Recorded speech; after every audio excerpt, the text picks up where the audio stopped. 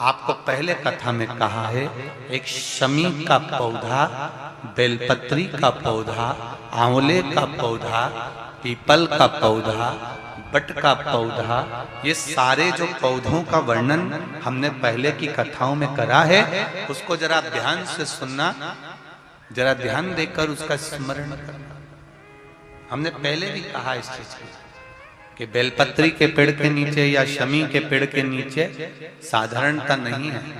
बेलपत्री के पेड़ के नीचे लक्ष्मी का निवास होता है, पार्वती जी का निवास होता है, शिव जी का निवास होता है। पीपल के वृक्ष के नीचे 52,000 ब्राह्मणों का निवास होता है, भगवान विष्णु का और शिव जी का निवास होता है। इसलिए शिव जी का नाम एक पिपलेश्वर महादेव भी है। शमी के पेड़ के नीचे भगवान शिव अपने अड़भंग स्वरूप में विराजमान होते हैं। अड़भंग स्वरूप कैसा?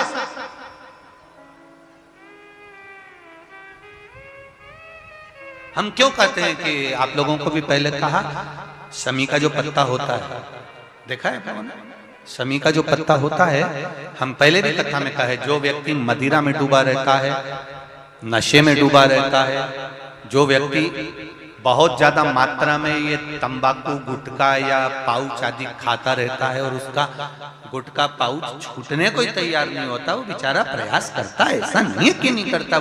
आजकल के जमाने में तो कितनी बड़ी बड़ी बीमारी होने लगी, कैंसर जैसा रोग होने लगा, तो वो छोड़ना चाहता है, ऐसा नहीं कि नहीं छोड़ना चाहता। हर व्यक्ति चाहता है कि मैं व्यसन को छोड़ दूं, पर थोड़े दिन छूटता है, वापिस वो उस व्यसन में लग जाता है। तो हम पहले भी इस कथा को कहे, शमी के वृक्ष के नीचे शमी के मिट्टी का शिवलिंग बनाकर, शमी के वृक्ष के नीचे शमी की ही मिट्टी का शिवलिंग बनाकर उस पर जो बेलपत्र समर्पित करता है और शमी पत्र समर्पित करता है, वो बेलपत्री को उठाकर ले आता है, शमी पत्र के साथ में शिवलिंग की पूजन करी हुई शिवलिंग का विसर्जन कर देता है। उसी दिन उस बेलपत्र को, लाए हुए बेलपत्र को जो शमी पेड़ के नीचे पूजन कर कर बनाया गया है, उस बेलपत्र को जो नशा करने वाला व्यक्ति होता है, उसको 3 दिन तक लगातार पहली पत्ती बीच की, दूसरी पत्ती राइट की, तीसरी पत्ती लेफ्ट की, जो एक एक कर कर 3 दिन तक खिला देता है।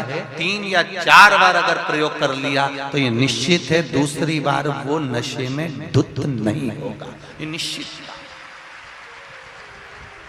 शमी वृक्ष जो शंकर भगवान का अड़भंग स्वरूप जहां विराजमान, थोड़ा मदिरा पान करने वालों के लिए, व्यसन करने वालों के लिए, थोड़ा गलत कर्म करने वालों के लिए थोड़ा सा और बहुत जरूरी है। मेरा नवयुवक बेटा बेटियों से ये निवेदन रहा है और आज फिर कहता है, आप तंबाकू खाते हो, आप गुटखा खाते हो, आप पाउच खाते हो, आपसे निवेदन है ये समझ लीजिए कि आप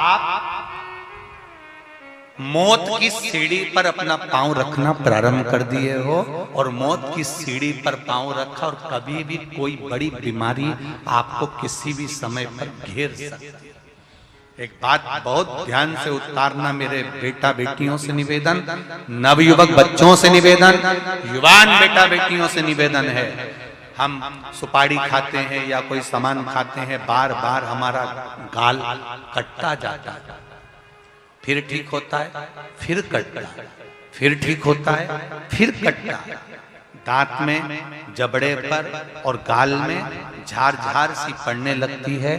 धीरे धीरे धीरे धीरे 10 साल, 15 साल, 20 साल, 30 साल बाद वहां फिर घाव उत्पन्न होने लगता है। अच्छा, कई लोग कहते हैं कि पुराने लोग भी तो खाते थे, तो पुराने लोग ये तंबाकू या गुटखा नहीं खाते थे, पुराने लोग पान खाते थे, बीड़ा खाते थे।